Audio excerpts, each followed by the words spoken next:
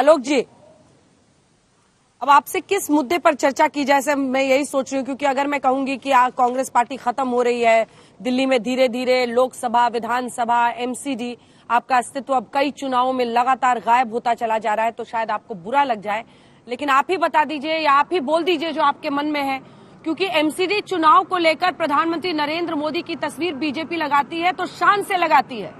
खड़गे साहब कहते हैं ये तो एमसीडी चुनाव में भी पीएम का फेस लगाते हैं। आखिर एमसीडी चुनाव को भी अगर बीजेपी पूरी ताकत से लड़ती है तो ये यूएसपी है या इसमें गलती है? एमसीडी चुनाव में सबको पीछे हट जाना चाहिए क्योंकि छोटा चुनाव है।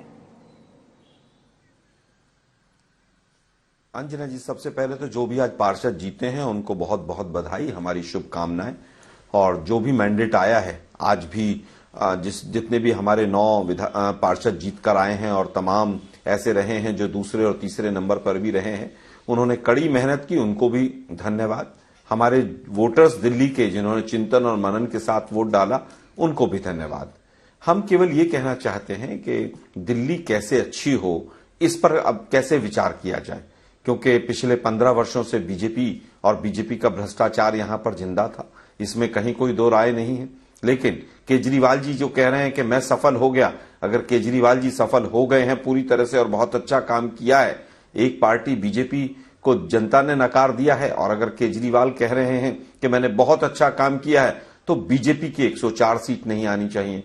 तो आज तीनों ही पार्टियों को सोचना पड़ेगा, क्योंकि जिन लोगों ने पेरिस बनाने का वायदा किया था, दिल्ली मोस्ट पॉल्यूटेड सिटी हो गई है। दिल्ली के अंदर किस तरह का प्रदूषण बढ़ा है, यमुना जी की क्या हालत है, कितने सीवरेज ट्रीटमेंट प्लांट लगे हैं, एमसीडी में कितनी भर्तियां हुई हैं, एमसीडी एडवर्टीजमेंट के कितने घोटाले हैं, ये सब चीजें सामने आनी चाहिए।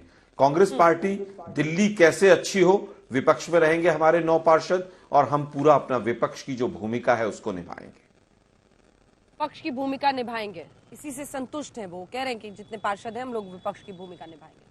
लेकिन देखिए, जीत है तो जीत है आम आदमी पार्टी की, लेकिन सेंचुरी तक बीजेपी का पहुंचना क्या ये संकेत दे रहा है कि जमीन उनकी खिसकी है, दरक रही है, क्योंकि विधानसभा चुनाव तो वो हार रहे लगातार, या फिर है लड़ाई में?